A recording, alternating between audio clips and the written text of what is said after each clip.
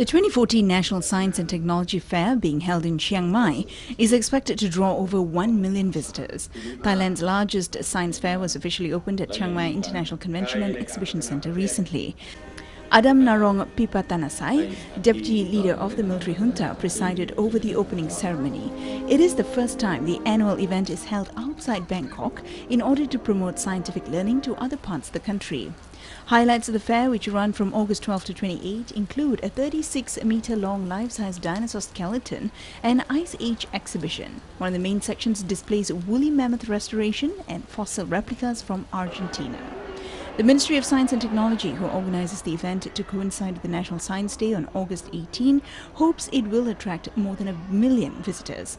Visitors, especially the youths, are urged to take the opportunity to learn of innovations, science and technology, astrology and local Lana agricultural technology.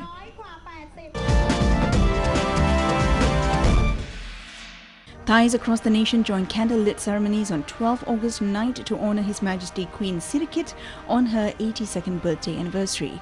The main ceremony at Sanam Luangan Ceremony Ground in Bangkok was presided by the military junta Chief General Prayut Chan-o-cha, which was broadcast live for people in other provinces gathering at locations near their homes.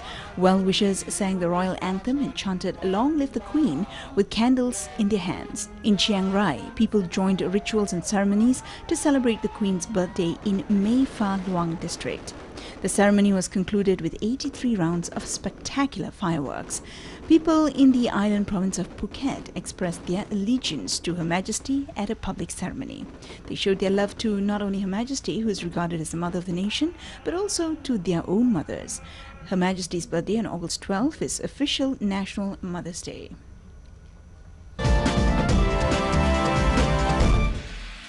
A female elephant gives a basket full of jasmine flowers to a mother in the Mother's Day celebration at an elephant conservation center in Thailand. Kelang, a 5-year-old jumbo, carried the basket of jasmine, a Thai symbol of mother's love, with her trunk in front of a large crowd. Impressed visitors gave a big round of applause when Kelang gave the basket to Wanali, her 17-year-old mother. Visitors to the center on the Mother's Day enjoyed regular activities such as drawing show, obedience show, elephant nursery and feeding the pachyderms. Mothers and their children are offered free admission on the occasion, featuring special performances by 20 well-trained elephants. Another impressive Mother's Day celebration was when an elephant bowed and gave a jasmine garland to a mother selected from the crowd. Since 1976, Thailand's Mother's Day has been fixed on August 12th, the birthday of Her Majesty Queen Sirikit.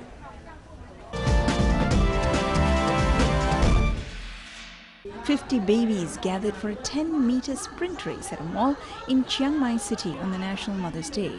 Babies under 1 year of age were divided into 6 rounds of competition, similar to New York Diaper Derby. Key to victory is not only about speed, but the parents' techniques to attempt and direct their babies to the finish line played a big part.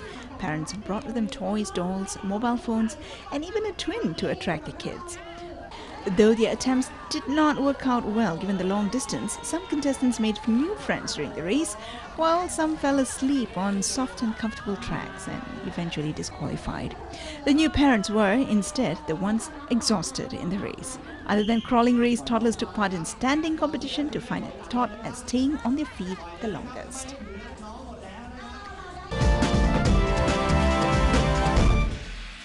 Chinese descent in Thailand flock to markets to buy necessities and worship items for Ghost Festival, but they tend to spend less due to lower income and higher prices.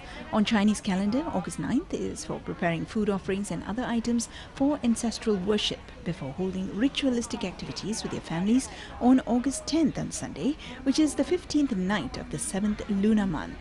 Many shoppers at markets said they bought only what was really essential for the rituals, while shop owners and vendors said the sales decreased markedly. Prices of mainstays for ancestor worship like chicken, apple and orange have all gone up. The Ghost Festival is a traditional Chinese festival and holiday celebrated by Chinese in many countries, when ghosts and spirits, including those of the deceased ancestors, come out from the rower lamb. On Sunday, family members will pay respects to all the deceased and their ancestors before having meals together.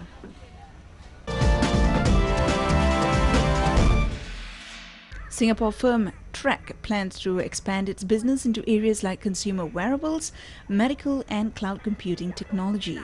Putting the patent battles over the thumb drive behind it, Trek says it now wants to forge ahead and exploit new growth areas in technology. With a hidden camera, it also doubles up as a wireless system for parents to watch their children play from a distance with a smartphone. The creators of these playthings hail from Trek, the same Singapore firm that made the thumb drive. And by expanding its product range, Trek's boss Hen Tan is clear that he's not putting all his eggs into the memory drive. Back in 2000, Trek unveiled its thumb drive to the world before it had successfully secured a patent. Months later, thumb drive clones popped out and the lawsuits began. I was gung-ho about our technology single-handedly we brought to the world, and I expect to change the world single-handedly. And that was foolish of me. Because, you know, you are nothing more than just a small little fish drifting in the blue ocean and saying that you're going to eat everybody up. You cannot digest. I don't have the means to do it, and that has been a very costly lesson. It's what the firm did as it ventured into cloud computing solutions with its Flu Card, a memory device which can tap wireless networks to upload content. Some intellectual property experts say other tech firms would do well to prioritize guarding their creations as a business strategy, as Trek had done. Imagine a product. I mean, you take this smartphone. Underlying this product are intellectual property. So if a company doesn't protect its new asset, the most direct impact is their inability to monetize their real asset.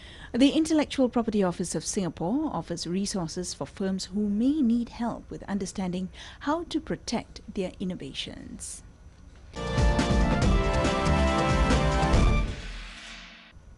Workers are taking to the air in the Philippines to ease their stress after work. A trapeze school has opened in Manila's business district, where circus skills are being taught to anyone with a head for heights, flying through the air after a hard day's work.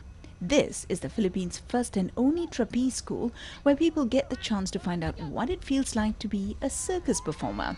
The full-size flying trapeze rig has been set up by Flying Trapeze Philippines in the business area of Manila. Standing 32 feet high, it's not a spot for those with a fear of heights. Angel de Verera is a real estate broker by day, but by night, a trapeze student. It's really exciting. You can't explain the feeling that you're up there, the fear of falling, the fear of everything. It's really, it's like an adrenaline rush. You should try it. The school has been set up by Chinese-American businessman William Su and is one of the 150 similar schools nationwide. And I decided to open up the first flying trapeze school out here in the Philippines, one of only a handful all around Asia. And yeah, it's been my childhood dream, my childhood hobby to actually fly. So I thought I'd try and introduce it to the local Filipinos out here. A 2-hour session costs $23 US. For that fee, students are taught to take off from the platform, which is the height of a 3-story building. They learn to hang and swing on the trapeze and then tumble onto the safety net. In the more advanced lessons, students learn to flip off one trapeze to be caught in mid-air by the trainer. Unlike real acrobats in a circus, the students are always strapped to safety harnesses to hold them when they lose their grip on the trapeze rod. Safety is always a priority, says Su. The people, what they see in the circus where they don't have the safety harnesses on, what we do is we take those tricks and allow the students to do those tricks, but bring those into a controlled environment where we put on the training harnesses and the safety lines, and then once you have all that stuff on, we're able to lower them safely to the net, and then they're able to sit in the net as well. So everything's very controlled, and then once they start mastering the techniques of how to land properly, then we can slowly start elevating them and bringing them to the next level. Trainers say that flying on the trapeze is not only fun, it's also a great fitness workout. It's said that working out on a trapeze tones body muscles and improves reflexes, especially when having to make a catch in mid-air. 18-year-old student Lori Bessa has just finished a 2-hour workout. I always love watching the circus. And I also do something, it's called aerial yoga, where you also go upside down. But this is like, it's really circus stuff. And it's something I wanted to do for a long time. The flying trapeze opened at the start of August and is becoming more popular as people lose their fear. Now that we've actually opened up for like a week and a half and they've seen local Filipinos trying it, doing the basic tricks, getting caught, it's gained a lot more interest, and as a result more people have been signing up because they realize that then themselves can actually try it, then themselves can actually do it, and no experience is necessary. They can come and do the tricks that they see all these other people do, and it's not as intimidating as they think. Perhaps they won't be running away to the circus just yet, but the people of Manila are getting their thrills from flying through the air with the greatest of ease on the trapeze.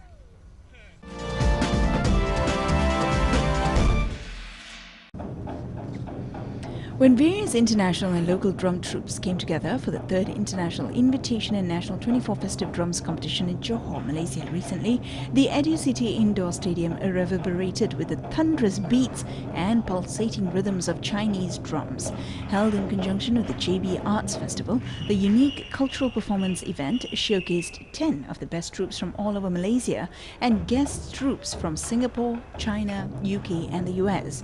The 24 Festive Drums was founded in 1988 in Johor Bahru, the brainchild of two cultural activists Tan Chai Puan and the late Tan Hui Sung. Chai Puan, a businessman, talented poet and cartoonist, wrote the poetry while Hui Sung composed the music. The inspiration for the 24 drums was based on the 24 festivals in the Chinese lunar calendar throughout the 4 seasons of spring, summer, autumn and winter, which has guided the traditional Chinese agricultural community for thousands of years.